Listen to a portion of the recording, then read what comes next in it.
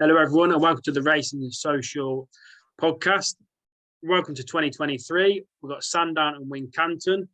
Dawn, unfortunately, can't be with us. She's a bit worse for wear. So, Dawn, hope you get better soon and can join us next week. I'm joined by Matty and Harry. Lads, good to see you. Happy New Year. Likewise. And you, Joe. So, before we get stuck in Sandown and Wincanton, highlight the festive period, Harry. Oh, it's got to be between the two. It's got to be between Paisley and the Long Walk. And then got to be the two amigos, hasn't it, really? Finally getting that win in the Welsh National under an absolute cracking ride.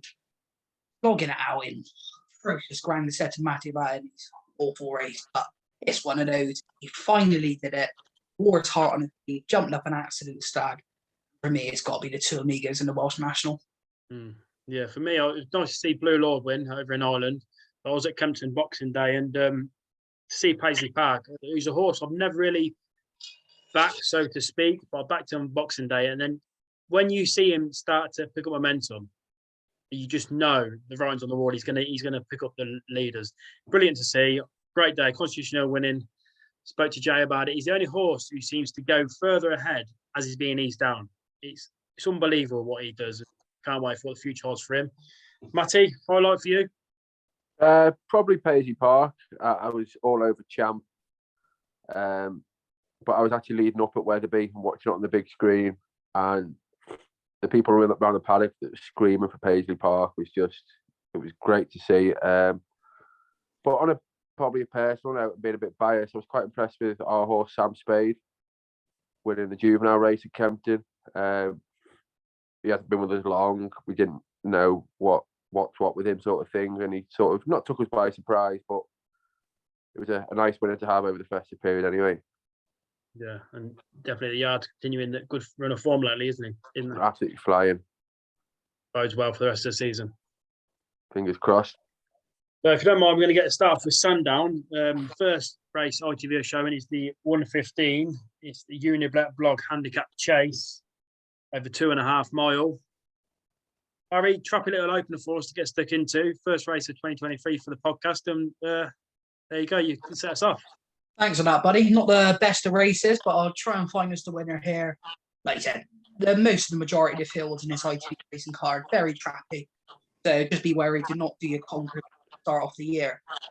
Going to take a chance on PJB, around about a 5-1 price. Hasn't looked anything really special in the last two starts. Coming back to a track at Sandown, it's ran there twice, finished nowhere on the latest start, but did win. That was over hurdles, around about 2 pounds higher. Can he get it done? I do not know. But coming back to a track where it's won, like I said, it's not completely out of the handicap. And around about 5-1. If you don't like the favourite one last time, I think, at Southall. If you have a look, Galloping Tracks hasn't been the best form. So like you say, if you don't like the fav, around about 5-1, PJB. Run back to where I'm there, but just don't do your longer. I really like the favourite here, Venetia's horse. Gemma, I think that's how you pronounce it. Won last time out being Arjet. That horse won over the festive period. Bold front runner. That style at Sandown, front runners, it's the best course for front runners visually and on the form book. 1, 2, 4, and I think there's more to come from him, short and sweet. Matty, what about you? I agree with you, Joe. I was actually there at Southall the day he won. I was taken by the way he jumps. Travels great. The way he jumps around Southall can only get better. The way he jumps around Sandown, surely. As you said, a front runner around Sandown. It's nothing better to see. £10 rise, yeah, harsh enough, but that might not stop him at all. Yeah, 7-4 is a fair price.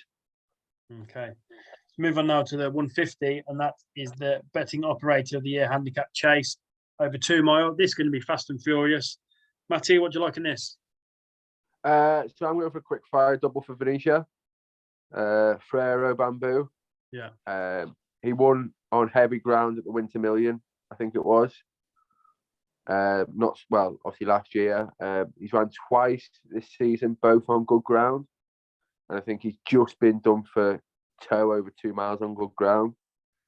I think back to a stiff track with heavy ground, a little bit of money's come from already. He's got all the favours, and I think 3-1. Yeah, he's my play in the race. Hey, what do you like? Yeah, echo the thoughts there. Frere Bamboo ran last twice at Ascot. Good races, led from the front, especially last time, but the ground was too quick from that day. Back at a track where it's going to suit a front runner. The ground conditions should be much more favourable. And like Matty said, 3-1 is more than a fair price. Already being backed.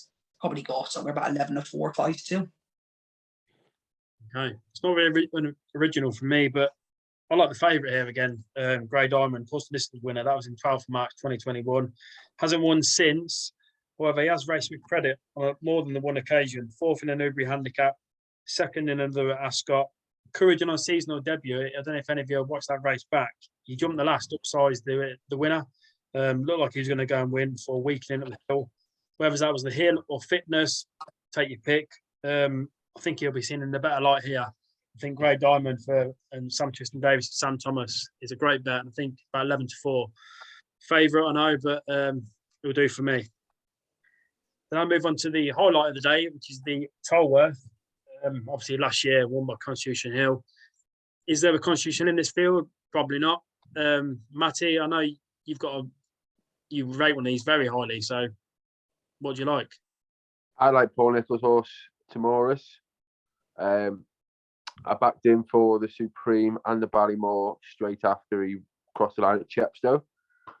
There was just something about I watched it, and there was something about him that day, the way how strongly he travelled, and then three furlongs out, Harry Cobham gave him a squeeze, and this thing just took off. I was so impressed at Chepstow. Then he went to Haydock in a listed race, and he did something very similar. Travelled almost too strongly, and to quicken off such a strong travelling way of going, it's so impressive. I honestly think this could be anything.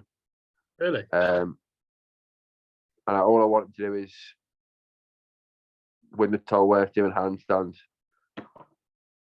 Okay. and then hopefully go for a Ballymore or a Supreme.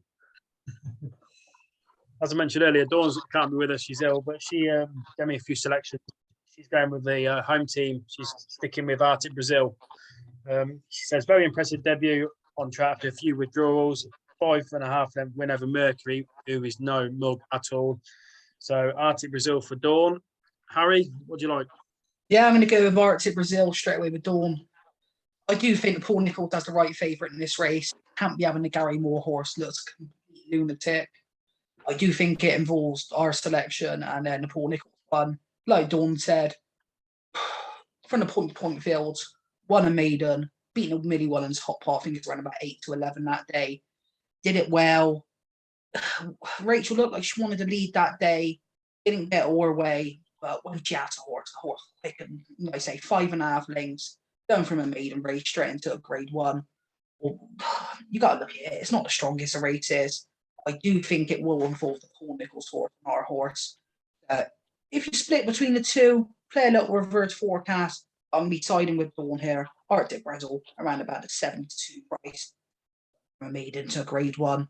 Does it add a potential? Maybe. But you got to think when Rachel Blackmore comes over, Henry de Bromhead, they're a force to be reckoned with. You mentioned the head case there, Gary Moore horse, Harry. At the minute, I seem to be a sucker for a head case. I seem to keep backing him every single week.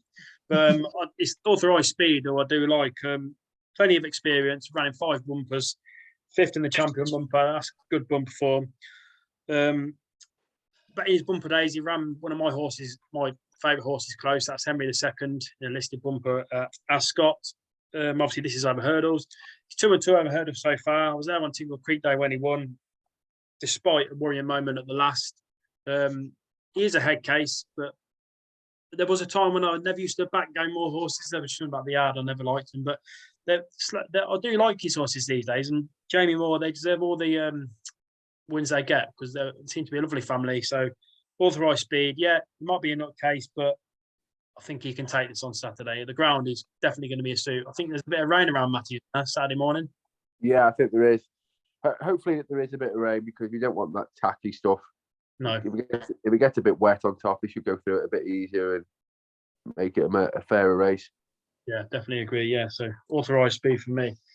So now we move on to the Veterans Chase. this veteran chase series, Harry, it's brilliant, isn't it? Well, as a racing fan, you've got to look at it. You've got horses that are aged at 12, 13, 14. It's the horses we grew up loving, and they're still racing. And whoever put this series in deserves a massive pat on the back. But it gives horses who could retire, to be fair, don't know their owners anything. Gives them a day in the sun, stand around in a pre-parade room looking at them and go, can you remember when that chap won 2-3 years ago with the family? It just brings back so many good memories. You have a look. Good old Snow Leopardess. Who doesn't love a grey? And just countless horses here. The one I'm going to go with is Ballyandy. He's at that level now where this race suits him. He's run 2 creditable races at Cheltenham and Perth. He's done good accounts on both of those.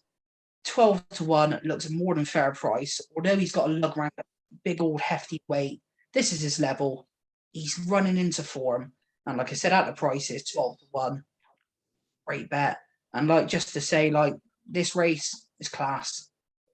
As a racing fan, it's what you wake up for, to see all these old good horses again. And like you said, you don't even have to have a bet to enjoy this race. No. You mentioned Snow Leopardess. That'd be selection of Dawn. Respectable 8th entry on a debut this season. Not only would it be wonderful for Alice Plunkett and the Fox Pitt family, but also another feel-good Saturday afternoon story. She's as big as 100 woman for the Grand National as well, if that takes your fancy. But Snow Leopardess for Dawn. Matty, these veteran races, people keep saying we need a veteran race at Cheltenham Festival. In my opinion, we don't. If we have a veteran race at Cheltenham Festival, it gets lost. Where if it stays on this day, it's got its own day, so to speak, you can't go Cheltenham Festival with it, surely. No. And, you know, Sandown do a great job in their own right. It's interesting because with the festival being at the end of the season, these are older horses that they struggle to hold their form anymore all season. So you will be getting horses turn up that will disappoint and can't sort of trust the form, so to speak. Whereas January, it's halfway through the season, you probably have 1 or 2 runs, they're fresh, they're well. It's ideal. It's definitely ideal. I've picked Prime Venture. He won the race last year off exactly the same mark he's off this year. He's had 2 prep runs this season so far, both over hurdles, which obviously is looked to protect his mark. This obviously is the plan. 8-1, each way bet to nothing, so to speak. Yeah, could take a lot of beating, really. Sounds confident. I don't know if you noticed, but Harry Fry seems to be starting to hit a bit of form. His horses are all running into a nice bit of form. Sir Ivan, for me, it'd be my number 1 selection. 3rd in last year's race off 140. He runs here off 129. Now he's been dropped £11 in 4 runs. And that, for me, when you look at it, is very, very generous. Entry 3rd in the Vets race, which qualified him, it wasn't that bad. Not enough to be dropped. And the latest Fontwell 3rd over an inadequate trip also wasn't that bad either.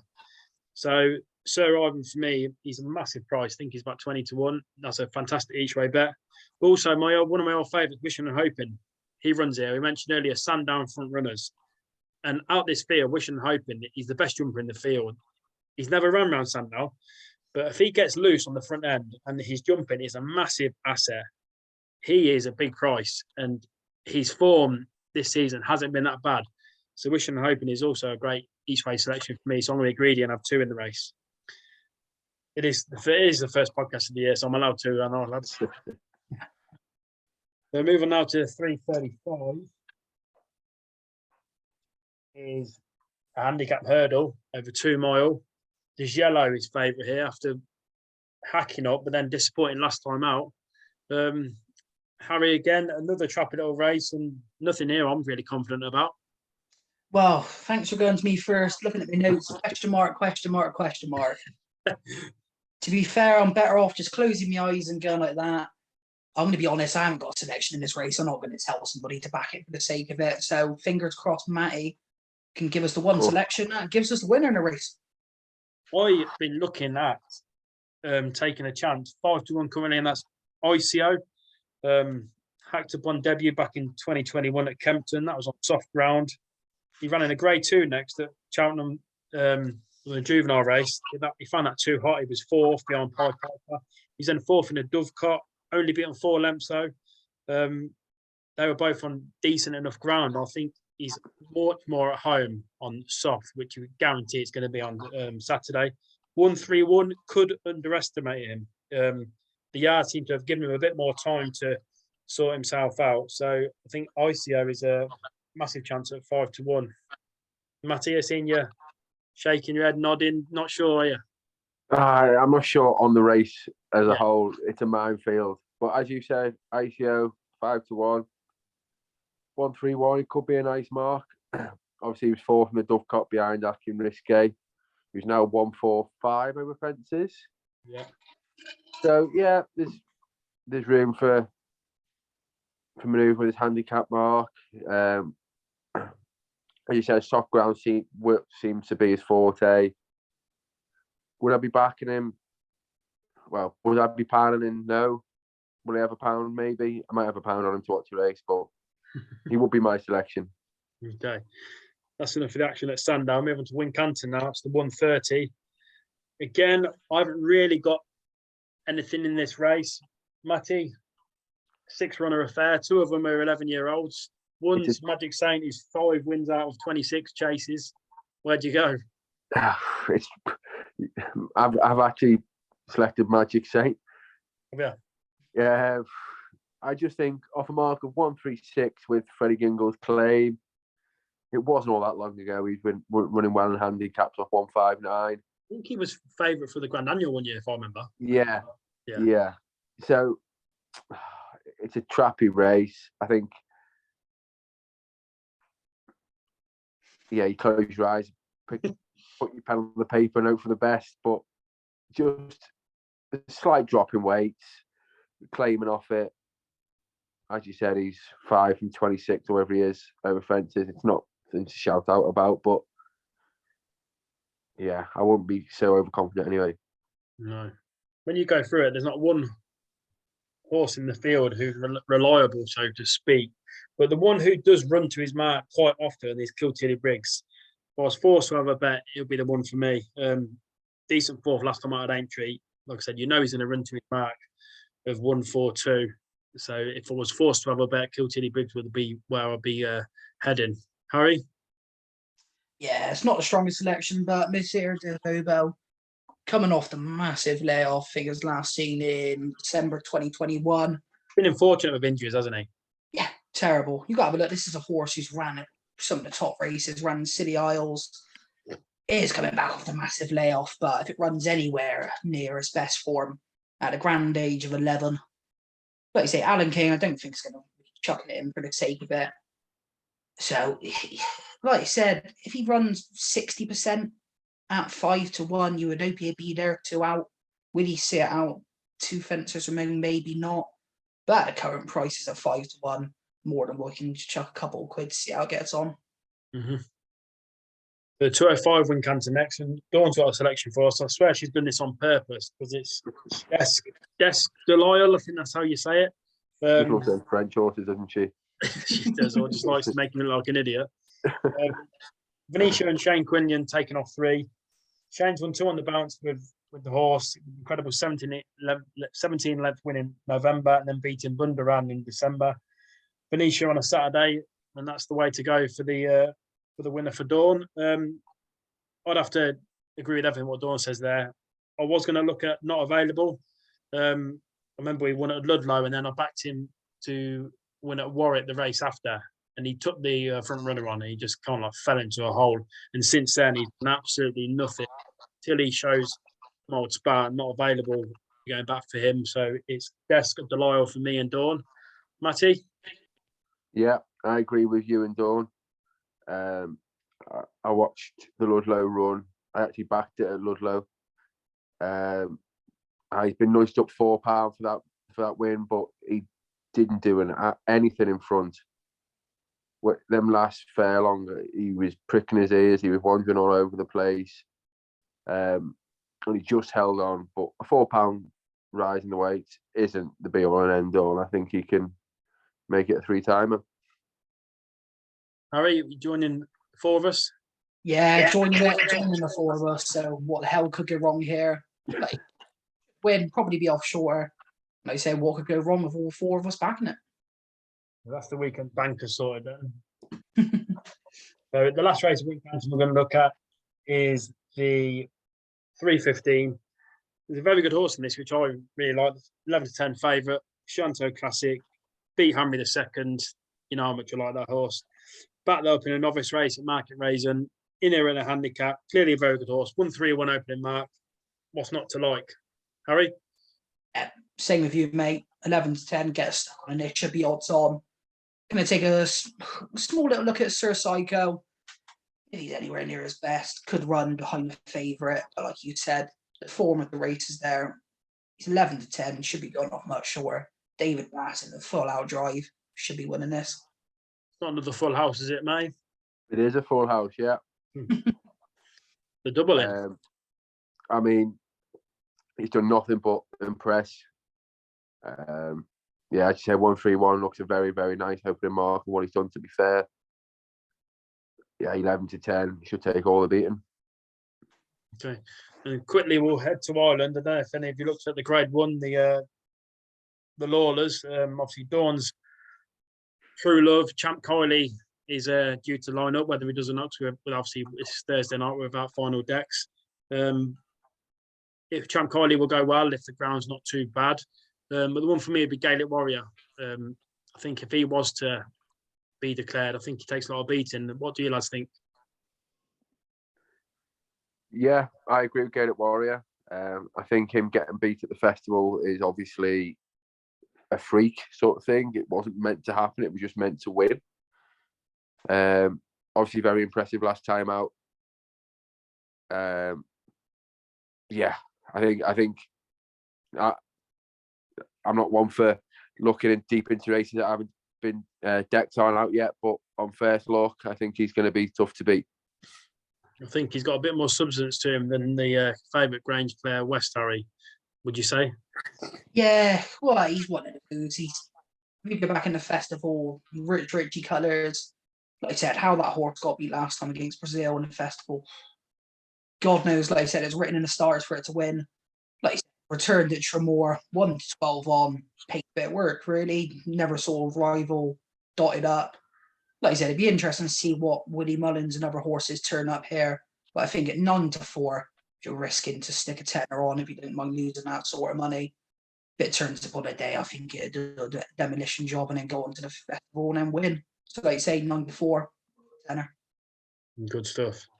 All right, that concludes our first podcast of 2023. Hopefully we have lots of winners this weekend to kickstart the year. So lads, once again, thanks for your time. Everyone else, thanks for watching, and all the best punting, and we'll see you next week. See you next week. See you later.